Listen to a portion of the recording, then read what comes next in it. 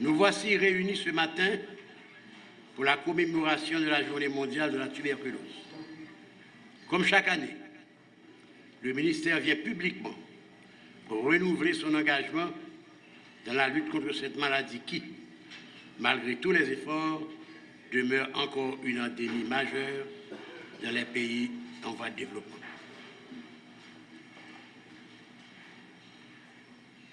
Commémoré dans près de 200 pays riches et pauvres, ce jour, de façon symbolique, vient rappeler au monde que la tuberculose est toujours présente et surtout insister sur sa vulnérabilité et la nécessité d'œuvrer pour son élimination.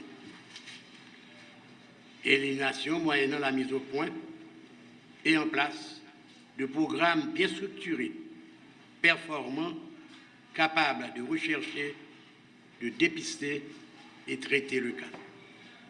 Mesdames, Messieurs, la lutte contre la tuberculose a débuté en Haïti depuis plus de demi-siècle. Et à date, cette maladie représente encore et toujours l'une de nos plus grandes priorités en santé. En réponse à cette problématique, le ministère s'efforce de consolider, de renforcer les acquis de plusieurs décennies de mise en œuvre de programmes de lutte contre cette maladie.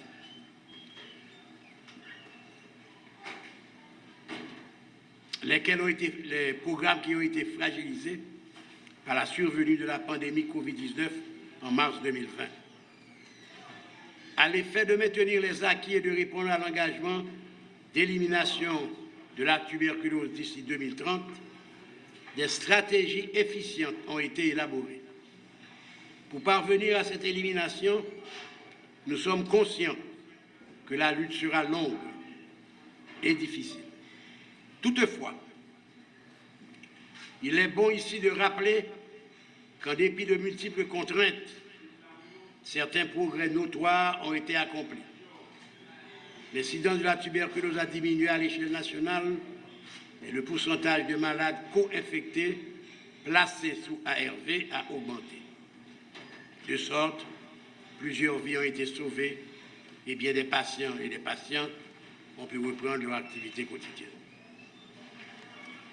Le ministère est fermement engagé dans la lutte contre la tuberculose. Néanmoins, cette bataille ne sera gagnée qu'au prix de l'engagement de tous. Nous devons tous investir notre temps, notre savoir, notre avoir pour en finir avec la tuberculose. Communauté, prestataires, gestionnaires, leaders communautaires, médias, apportez votre soutien à cette lutte. Nous devons laguer coucou rouge derrière tuberculose. Nos partenaires techniques et financiers représentent pour nous un atout assez majeur, inestimable dans la lutte contre la tuberculose en Haïti. Je profite de cette opportunité pour leur adresser mes sincères remerciements. Je remercie principalement le Fonds mondial, le récipiendaire principal World Vision, CDC USAID, OPS-OMS, sans oublier nos partenaires nationaux, GESCIO, PIH, HTW et ICC. Mes remerciements vont également aux organisations non gouvernementales, aux acteurs de la société civile à travers la stratégie Engage et TB de l'OMS, aux coordinations départementales, aux prestataires de soins des CDT, aux accompagnateurs des malades. En cela, ils sont de véritables porte-parole auprès de la communauté pour vanter les mérites de la stratégie des TOTS. Mesdames, Messieurs, de nouvelles possibilités s'offrent à nous à travers le Fonds mondial pour continuer la lutte contre la tuberculose en prenant en compte les anciens et nouveaux défis. Notamment la Covid-19, la coinfection TB-VIH, la tuberculose résistante et la prise en charge des groupes vulnérables. Je suis persuadé aujourd'hui plus que jamais, vu l'état actuel de nos connaissances sur la tuberculose, que nous pouvons réduire significativement les méfaits de la tuberculose dans les 10 départements sanitaires.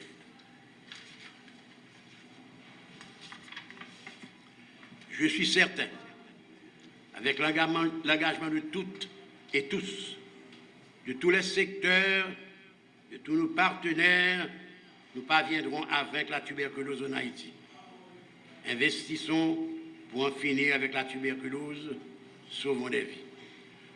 En poté-collé, en mettez plus moyens pour nous croiser tuberculose, pour nous sauver la vie. Que vive Haïti, notre pays, dans la paix et dans la fraternité. Je vous remercie.